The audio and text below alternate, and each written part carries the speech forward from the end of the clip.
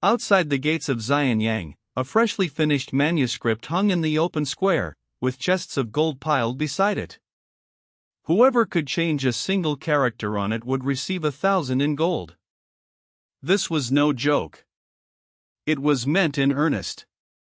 The man who hung the book was the Prime Minister of Qin, yet his origins lay in the market stalls of Handan, where he had traded goods for profit. A man who rose through buying and selling wanted to compile a great book on governing the realm, and he invited the whole world to find fault with it. Was that confidence, or was it a gamble with his life? Good evening. This is Bedside Book Voice. Tonight we read Master Lü's Spring and Autumn Annals. If you are already lying down, dim the lamp a little more. Set the phone farther away. Pull the blanket up. The title sounds ancient, like dust on bamboo slips. Read it and it feels more like a chief editor standing at the peak of power, taking words from every school of thought, breaking them apart and stitching them back together, and asking one question: which sentences actually work when you are trying to govern the world? Let me say this plainly. Tonight you don't need to memorize the 12 almanacs and 6 discourses. You don't need to finish the whole book. Just follow my voice. Listen to how a merchant became a prime minister. Here are a few fables you probably met in childhood textbooks, many of which came from here. When we are done, you will carry away a few reminders that can stay with you a long while. If you fall asleep halfway, that is fine. Lü Buwei won't scold you. I won't either. Many people know only the 4 words "one character worth 1,000 in gold," without knowing that behind them lies a way of compiling books. Listen to everything a little, blindly follow nothing. This journey is about half an hour. You lie still. Leave understanding to me. Leave sleep to the bed. That opening question stays buried for now. He dared hang his book in public and pay gold for every corrected character. Why could he not later save even his own life? The answer hides in how he used books and how he used people. We will get there slowly. If you have heard our episode on Hanfizi, you may remember the legalists treating reward and punishment like a blade. Master Lü's book is more like a great pot: Confucian fire, Taoist broth, legalist salt, Maoist firewood, all thrown in together, simmered into a thick stew of governing whose first rule is survive, then talk about what looks elegant. 2 roads. 1 cots. 1 stews. In the late warring states, the pot in Qin finally received the lid of unification. Tonight you needn't choose which road is right. Just notice the smell: thick stew needs a low flame. Rush it and it burns. Yet if the flame never lights, you forever have raw water in the pot. The book is called Master Lü's Spring and Autumn Annals. Its nominal chief editor was Lü Buwei, a man of Han in the late warring states who later became Prime Minister of Qin. In his youth he traded in Handan, with sharp eyes and wide connections. Prince Iran of Qin, later King Zhuangxian, lived in Zhao as a hostage and had a hard life. Lü Buwei saw him and said, "This is rare merchandise worth holding." The words sound cold, like appraising goods. In his eyes, investing in a person used the same calculus as investing in a load of salt or several carts of silk: read the trend, place a heavy bet, wait for return. He spent money, effort, and counsel to help Iran return to Qin and take the throne. He himself went from merchant to chancellor, was enfeoffed as Marquis when Qin, kept 3,000 retainers, and among them, tradition says, were figures like Li Si, who later shook the world. Lü Buwei didn't write every word alone. He was the chief editor. His retainers were the writers. The work was collective, and in the end it appeared under his name. That method wasn't unusual in the warring states. What was unusual was the scale: more than 200,000 characters, divided into 3 great sections: the 12 almanacs, the 8 surveys, and the 6 discourses. The 12 almanacs follow the 12 months, the 4 seasons, and the 24 solar terms. Each month has a main essay on what the Son of Heaven should do that month, whom to sacrifice to, what colors to wear, what ritual vessels to use, how farming should align with the season. The 8 surveys are 8 long essays looking down on the realm from a height. The 6 discourses tighten the focus onto concrete topics, distinguishing doubt, examining the present, valuing adaptation, and the like. You needn't chew the table of contents tonight.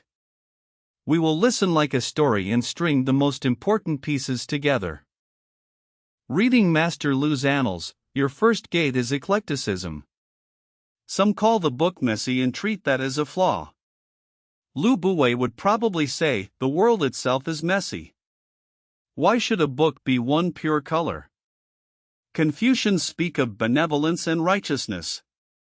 Taoists speak of naturalness. Legalists speak of reward and punishment. Mahists speak of universal care. The schools had quarreled for centuries. Lü Buwei simply said, invite them all, seat them, and keep what works. This is called embracing the 100 schools. Ing here doesn't mean winning or losing. It means gathering and holding. It isn't muddling everything into mush. It is an editorial board arguing until the end and leaving behind the minutes of the meeting. If by day you sit in meetings where every department speaks its own language, and the boss finally says use section A here and section B there, you have touched the editing method of this book. First admit the world is complex, then talk about unified action. Behind that eclectic mix runs one hard line: serve Qin. Lü Buwei was Qin's chancellor. The book hung in Xianyang. Its first readers were the king of Qin and his ministers. So the mixture stays practical. It avoids abstract solitary debate and speaks more of governing the realm, settling the people, and changing with the times. When you read, don't treat him as a pure scholar. Treat him as a CEO leading a think tank to write a white paper, and the text will flow. Before sleep, you needn't choose sides among Confucianism, legalism, and Taoism. Just ask, in my own life, do I treat things as only black or white when they actually need embracing many voices? The book often asks how righteousness and profit should be arranged. A man from commerce won't pretend he never looks at profit. What he says is this: if profit is to last, righteousness must win people's trust. Cheat once in the short term and a deal may still close. Govern for the long term and you can't cheat the eyes of the whole world. By day, if you are torn between making money right now and sleeping soundly tonight, Lü Buwei stands on the side of sleeping soundly. That isn't a moral high ground. It is a ledger that adds up clearly. When hearts scatter, profit can't endure either. Valuing life, treating things lightly, issuing orders carefully, using the many, all circle back to one question: how do you make your days sustainable? The second core idea is adaptation.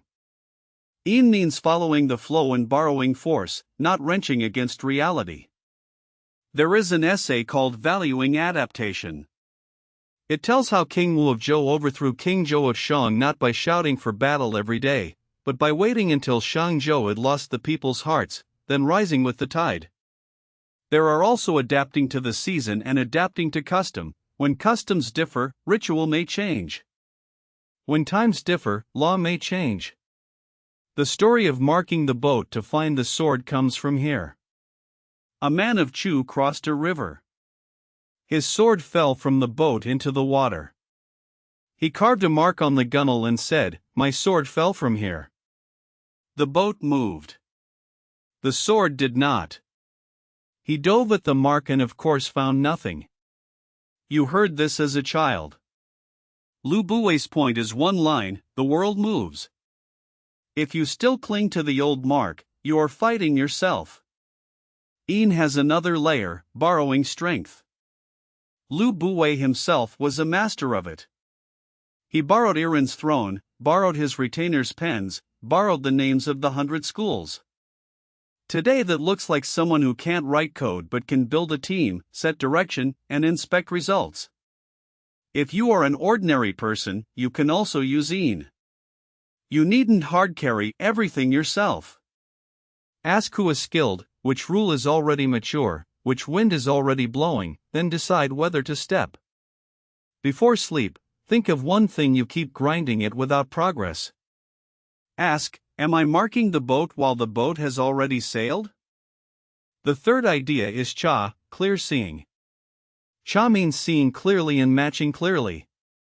The book has examining the present and examining tradition.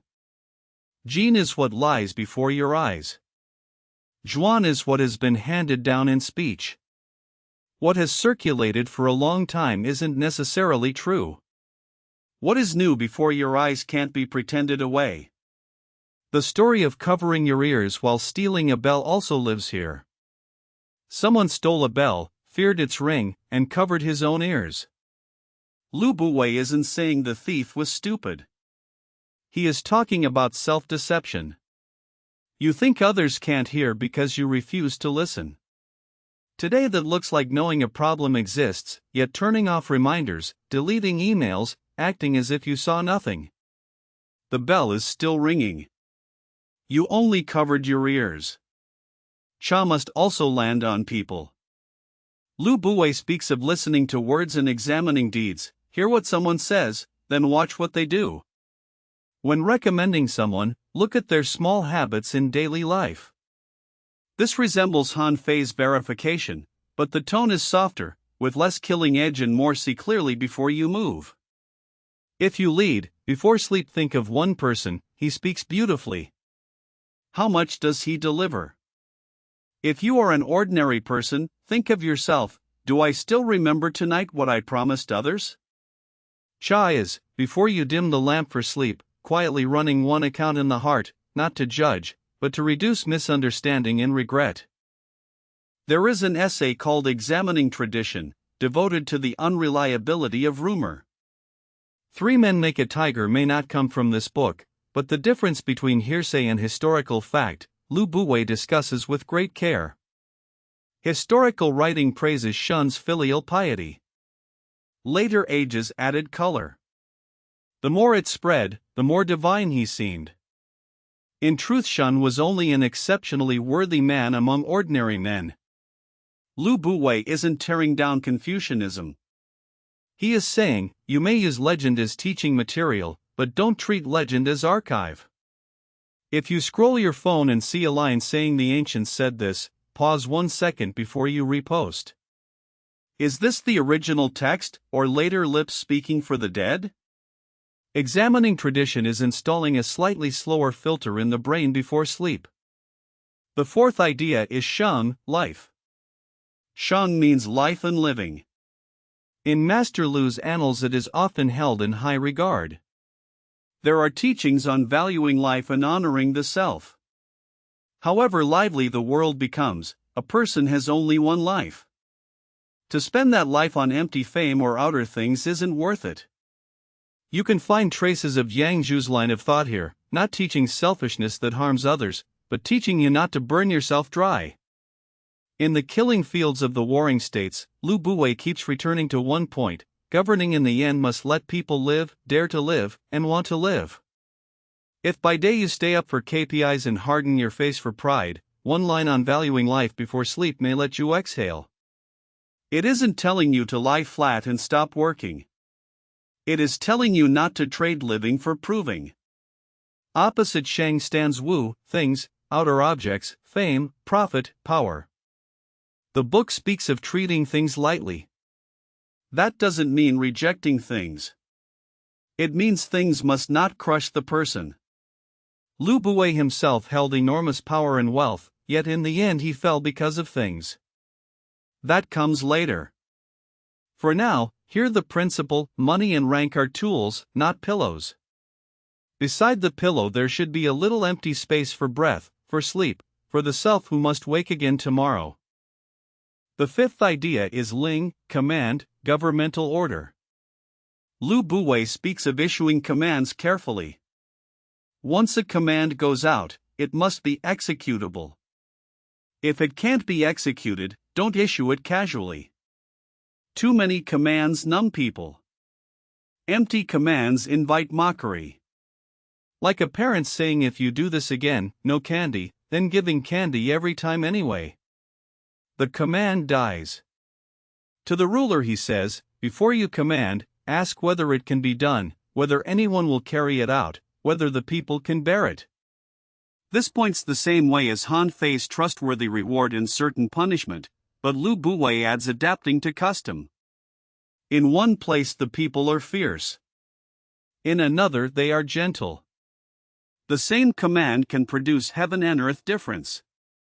If by day you wonder why they never listen, first ask, is it the people who won't listen, or the command that doesn't fit?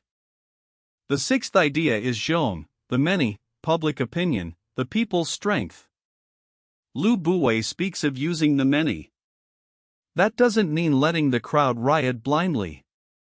It means using the eyes and hands of the many. When the Son of Heaven toured the realm, he was to hear what people in the four directions said. When a worthy ruler sought worthies, he listened for cattle songs from below. Lü Buwei opposed rule so solitary that no voice could enter, and also opposed following the crowd until there was no backbone. Embracing the 100 schools means listening widely, not obeying whoever shouts loudest. If you are an ordinary person, using the many can mean asking before you act, how will others see this, how will they be affected?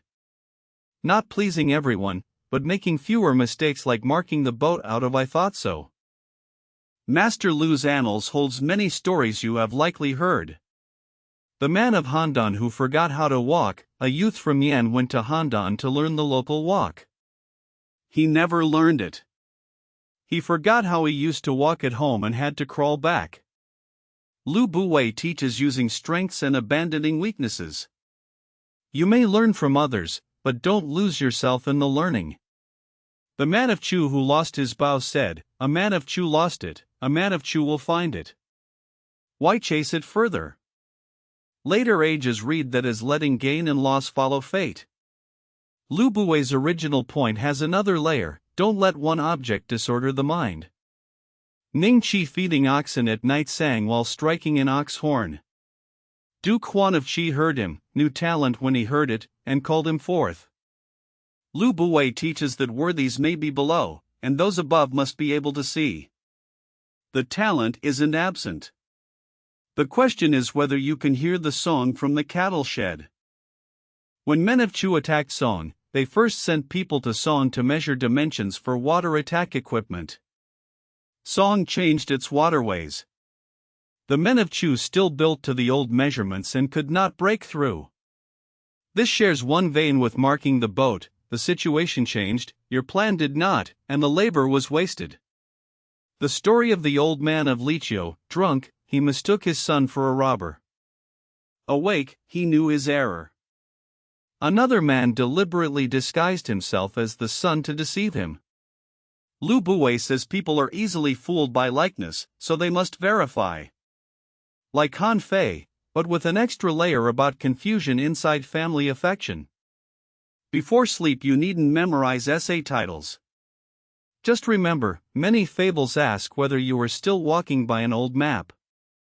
There are also stories of suspicious judgment. Someone saw a neighbor's son acting oddly and thought he looked like a thief. Later his own house was robbed, and the neighbor's son looked more and more like the thief. When truth opened, the neighbor's son wasn't necessarily guilty. Lü Buwei's point is, when the heart suspects, the eyes suspect. Once you have convicted someone in advance, the world will stage a trial to match your verdict. This is the opposite of covering your ears while stealing a bell. One refuses to listen. One sees wrongly. Chama slow both ears and eyes. If you have heard our episode on 3 men make a tiger in Han Fizi, you may hold the two together. Master Lu's Annals prefers soft scenes of family and neighborhood to teach you not to be bound by first impressions. The story of Guanzhong and Bao Shuya also casts a shadow in the book. In youth Guanzhong was Bao Shuya's partner in trade. When dividing profit he took more. Bao didn't blame him, knowing his home was poor. In battle Guanzhong ran. Bao didn't curse him, knowing he still had an old mother. Later Guanzhong became minister to Duke Huan of Qi, and Bao yielded the place. Lü Buwei teaches that knowing a person is hard.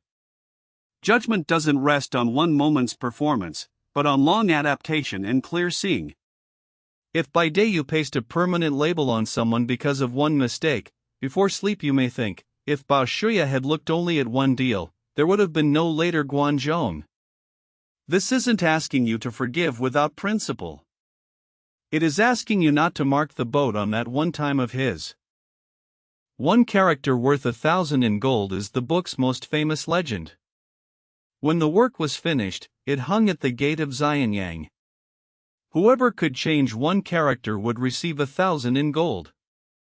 Did anyone dare? In legend, perhaps someone did, perhaps no one. Historians needn't fully believe it. Yet Lü Buwei achieved the effect he wanted. The whole world knew that Qin's chancellor had a great book, confident enough to buy errors with gold. Think closely and you see both marketing and attitude. We compiled for so long. We aren't afraid of your corrections. We are afraid you won't look. Today that resembles public beta before product launch, or posting a preprint and inviting critique. Confidence and arrogance differ by one line. Lü Buwei stood on that line and waved to the world, "Come, try whether you can stump me." Compared with the Annals, where Confucius speaks of restraining the self and restoring ritual, Lü Buwei speaks of adapting ritual to custom. Ritual should be kept, but the age must be watched. Compared with the Tao Te Ching, where Laozi speaks of Wu Wei, Lü Buwei says that governing through non-action also needs active clear seeing. Move when you should move. Stop when you should stop. Not refusing all movement. Compared with Han Feizi, Han Fei is cold. Lü Buwei is a little warmer. Han Fei trusts law and not people. Lü Buwei still says examine words, value life, and let retainers debate. Compared with Mencius, who speaks of benevolent government, Lü Buwei also speaks of settling the people, but he is more urgent about Qin's timetable for unifying the realm. Benevolence must land, but the state must first grow strong. If you have heard our episodes on these books, you may think of Master Lu's Annals as a late Warring States briefing, not standing in one school, standing in results. In the 12 almanacs, government and teaching are arranged by month, like a full-year administrative calendar. In the first month of spring the Son of Heaven plows personally and encourages mulberry and grain. In midsummer he nurtures strength and doesn't cut great trees. It sounds like a ritual manual. At the core lies correspondence between heaven and human affairs. Heaven has 4 seasons. People have rhythms of work and rest. Government has its pace. Break the rhythm and it is like someone who stayed up all night being forced into a morning meeting. Efficiency looks real. Harm to the body is real. You needn't be the Son of Heaven to have your own almanac, when to sprint, when to gather in, when to let the body sleep. Lü Buwei would call that governing the realm. You may hear it as living a life. The 8 surveys and 6 discourses have unfamiliar names. Before sleep you need only remember their function. Survey means looking from a height. Discourse means opening and examining closely.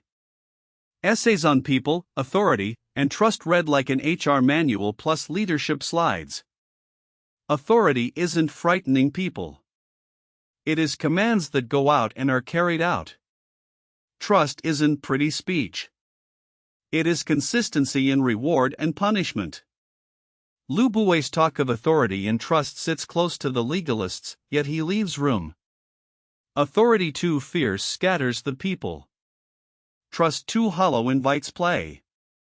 Balance is required. If you lead a small team, before sleep ask, do members fear you, or trust you? Fear without trust in people leave when tea cools.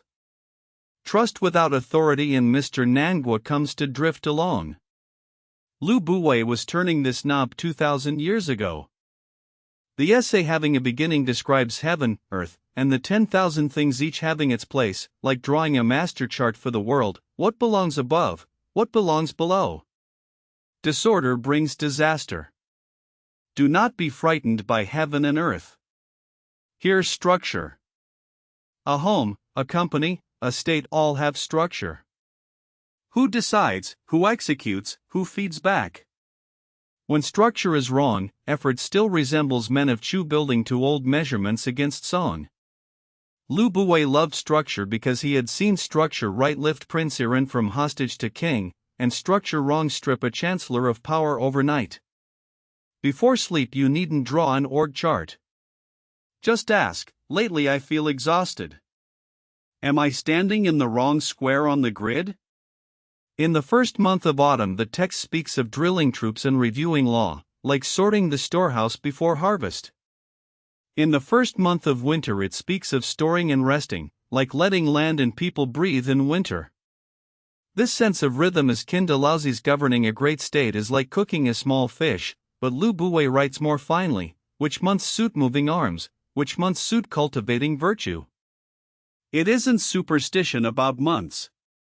It uses months to remind the ruler, don't fight all 4 seasons, don't feast all 4 seasons.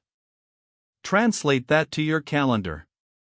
Is there a season in which you never took leave? Is there a week in which you never stopped messages?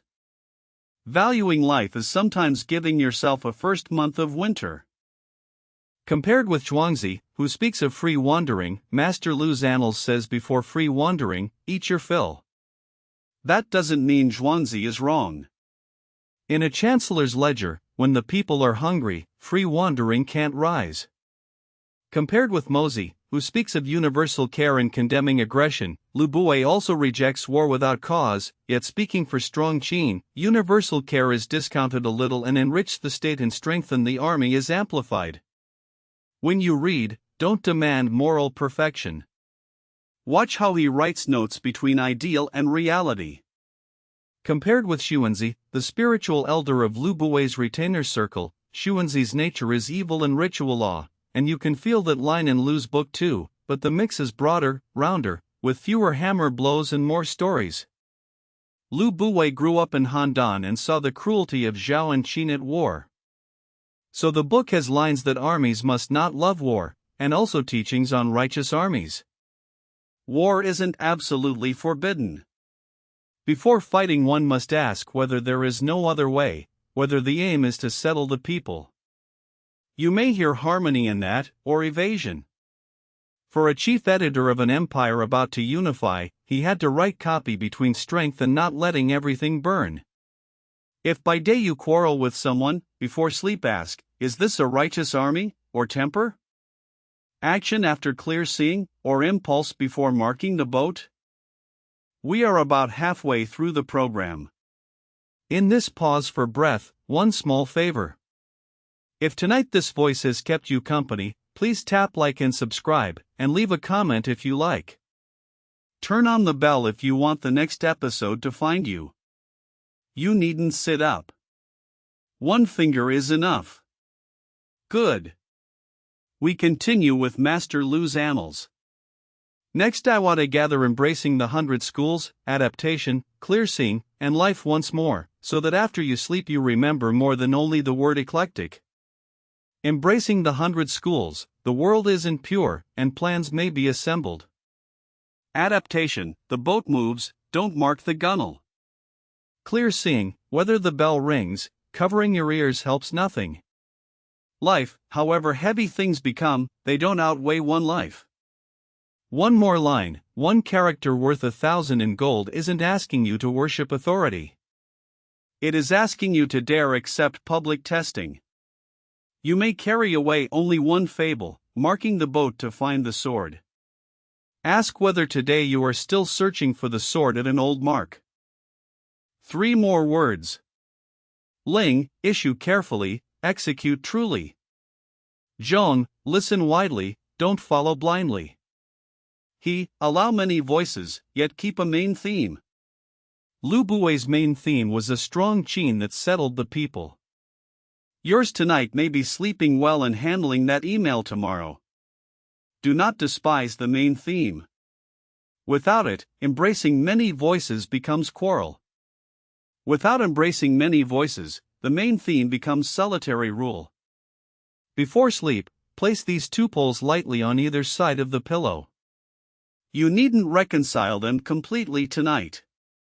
Lü Buwei had another motive in compiling the book, nurturing scholars. 3,000 retainers didn't only eat. They wrote, debated, and offered counsel. Li Si, Xianyang, and others passed through the circle. Nurturing scholars resembles a modern research institute or think tank, food, topics, and credit on the cover. Lü Buwei wanted fame and power to feed each other. The book brought fame and he became sage minister. He became minister and the book became official textbook. Once the cycle spins, it is fierce. Once it breaks, it is cruel.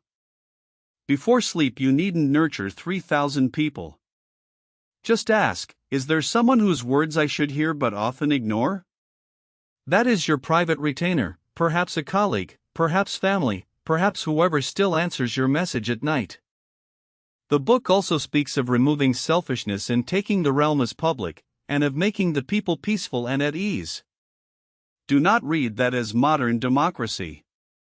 The age could not reach that far. Read it as, however strong power becomes, if the people can't live, it can't last.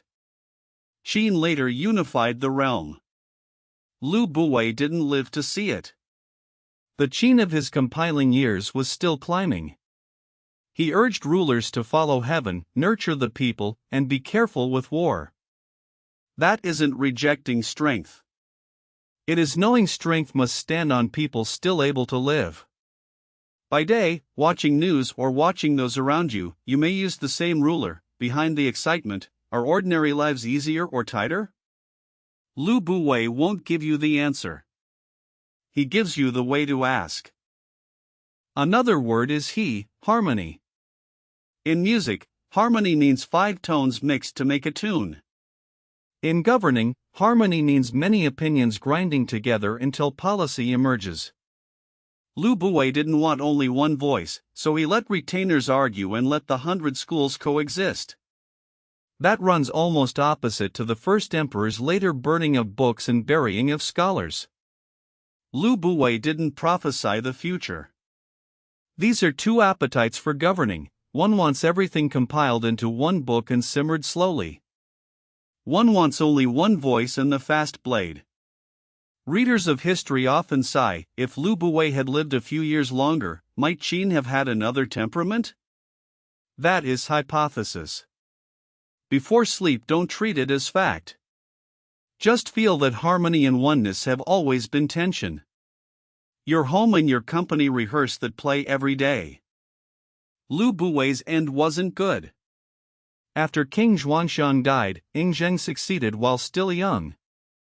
Lü Buwei remained chancellor, was honored as Zhongfu, second father, and held power over court and realm. Later palace scandal touched him. The king grew distant, sent him back to his fief in Handan, then ordered him to move to Shu. Lü Buwei knew power had left him and took poison. He was about 50. A merchant reached the summit. A book left his name. In the end he fell in the whirlpool of persons and politics, not because of the manuscript he hung in public. The book earned 1,000 per character. 1,000 in gold could not buy back power. That is history, not fable. When you read his book, don't make him a saint. Take him as a mirror. One who knows how to borrow force must also return force. One who knows how to compile books can't compile away the page where fate suddenly turns. Li Si later helped Qin unify the realm, carrying shadow from Lü Buwei's retainer circle. Qin's government was also harsh, carrying another face of legalism. After unification, Master Lu's Annals didn't become an operations manual the way Han Fei's book did. It reads more like preparatory textbook for a prosperous age, yet the age arrived in haste and the textbook had no time to land fully. Later scholars honor its documentary value highly. Much ancient history and ancient teaching survive because of it. Many fables survive because of it. Many stories you hear tonight were lamps this book kept for us. Song Dynasty scholars labeled Master Lü's Annals the eclectic school, not to scold disorder, but to admit it crossed schools. Men of Zhuxi's and Sushi's age still found it useful. Rulers read the monthly ordinances, writers read the fables, debaters read short essays from each school. In the Qing, textual scholars checked words and chapters and found some pieces later added or trimmed, reminding you to read old books with a little spirit of examining tradition. Those academic phrases may rest before sleep. You need only know, for more than 2,000 years the book has still been printed. The fables are still in textbooks. The stew from Lü Buwei's great pot still has drinkers. One detail appears in both history and the book around Lü Buwei's rare merchandise worth holding. Investing in Yiren meant not only money. He gave his own concubine to Yiren, who later bore Xianyang. Whether Xianyang was his biological son, historians have argued for 1,000 years. Before sleep you needn't choose a side. It reminds you, when politics and private life tangle, clear seeing grows hard. Rumor outruns the sword. Master Lü's Annals teaches examining the present and examining tradition. In his own late years he fell exactly in the twist of rumor and power. That isn't irony calling him hypocrite. It is history's common reversal. Those who teach reason may also fall where reason can't speak clearly. Today, reading Master Lü's Annals, people often call it China's earliest encyclopedic assembly of masters. That is a little full, but the direction isn't wrong. Why do meetings never reach conclusion? Why do policies change by the day? Why, after learning many principles, do we still mark the boat to find the sword? Lü Buwei would first ask, did we embrace many voices? Did we adapt to change? Did we examine words and deeds? Did we value life until we forgot the person? You needn't be Chancellor. These questions also belong on an ordinary person's bedside. If you are an ordinary person without power, Master Lü's Annals still helps. Knowing cover your ears while stealing a bell means less self-deception. Knowing the man of Handan who forgot how to walk means leaving your own stride when you learn from others. Knowing one character worth 1,000 in gold means daring to put your plan out for others to pick apart. Plans that can survive picking often stand firmer. You can also see, eclectic isn't chaos. It admits many voices in the world. Adaptation isn't evasion. It means not crashing headlong into flowing water. Lü Buwei wrote the book and wrote to himself. Merchants best understand goods follow price. Is governing the age not the same? One night, if you wake and remember only one image, let it be bamboo slips at the city gate, gold beside them, wind blowing. You needn't remember Lü Buwei's name. Remember the spirit of daring to let someone change one character. Not everyone becomes Chancellor, but everyone can in a small world mark the boat less, cover the ears less, and look once more with clear seeing. That one look won't stop your sleep. It may keep you from one fall tomorrow. Compared with strategies of the warring states, which reads like scripts for persuaders, Master Lü's Annals reads like a chancellor's think tank report. One teaches how to move a ruler with words. One teaches how to arrange every school speech into an executable calendar. Compared with records of the grand historian, the records narrate events. Master Lü's Annals mixes discourse, story, and monthly ordinances. Read history for what happened. Read Master Lü for what people of the time thought should be done. Compared with the art of war, Xuanzi looks outward to battle. Master Lü looks inward to court and people. One asks the battlefield. One asks the throne room and the common life. Read both together. One is a telescope. One is a desk calendar. If you have heard our episode on Master Giguzi, you may remember reading hearts and the difficulty of persuasion. Lü Buwei speaks less of how to enter the heart with speech and more of how to speak into institutions. Geguzi is preparation before you open your mouth. Master Lu's Annals is landing after you speak, command issued, deeds examined, custom adapted, life valued, link by link. If you have heard our episode on the plain book is like a bedside note.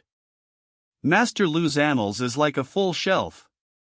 Reading the plain book before sleep is like one sip of warm water. Reading Master Lü is like passing the year's solar terms once through the mind. You needn't remember all of them. Knowing the chart exists is enough to feel steadier. Lü Buwei actually planned a reading method for you. You needn't chew from first page to last. Start with the fables, like bedtime stories. Then read valuing adaptation and examining the present, like 2 long essays. If interest remains, turn the 12 almanacs and treat them as an ancient administrative calendar. Scholars dispute versions and chapter order. You needn't wrestle that before sleep. This night is for gaining a few extra pairs of glasses, not for becoming an expert. Expert work belongs to daylight. At night you only receive a few questions and relax. Another cousin to picking up the shoe at the bridge, the book often has worthies in plain dress and rulers who recognize talent. Ningqi feeding oxen is one type.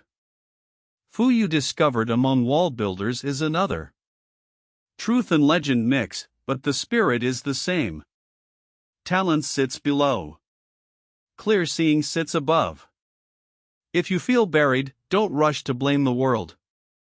Also ask, has my cattle song reached ears willing to listen? That isn't teaching flattery. It is teaching adaptation to circumstance. When the tide hasn't come, preserve yourself. When the tide comes, speak. Historians praise and blame Lü Buwei differently. Sima Qian writes rare merchandise worth holding with irony, and also writes he drew guests from 1,000 li with admiration. In the records he appears in a biographical chapter, not among imperial annals, showing later ages understood, he was a powerful minister, not a founding king. When you read his book, don't worship because of the man, and don't discard because of the man. The manuscript hung at the gate for anyone to correct, partly to separate person and speech a little. Speech can be tested. Persons pass quickly. The fable you remember tonight is more likely to stay 10 years than his ending. Finally, gather the 6 words again lightly, like pulling up the blanket. Embracing the 100 schools means admitting complexity.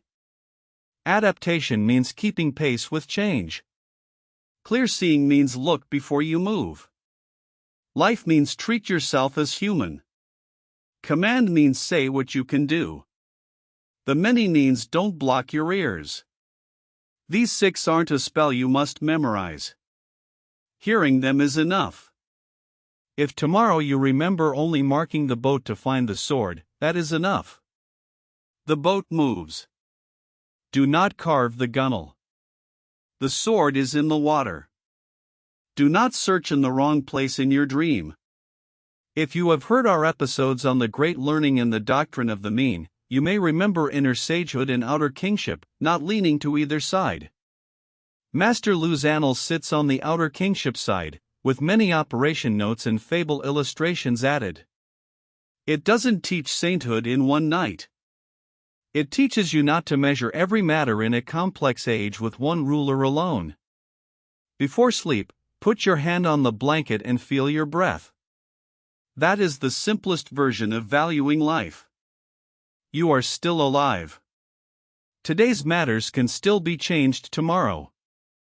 The mark carved tonight can be set down. Before the end, one light question. If you truly had a scroll hanging outside your door, would you dare let someone change one character? Those who dare aren't fearless. They are willing to adapt and willing to see clearly. Lü Buwei dared. Later his power left. Yet the scroll remains. The fables remain. The questions remain. You needn't answer me. Tomorrow after waking, one thought is enough.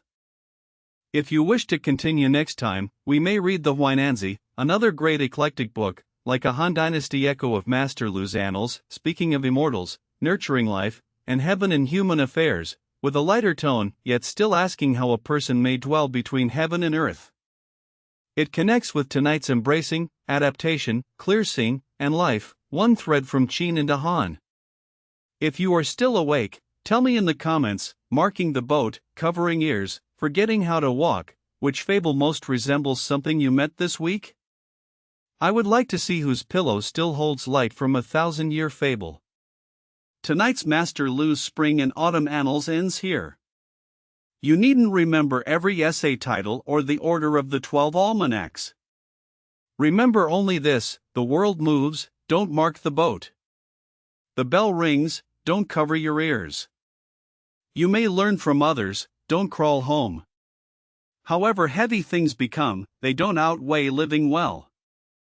If you can hold half a line more, remember, issue commands carefully, listen to the many, leave a little seam in the heart for different voices to enter, then let sleep gently cover you. The rest belongs to sleep. This is Bedside Book Voice. Good night, see you in the pages.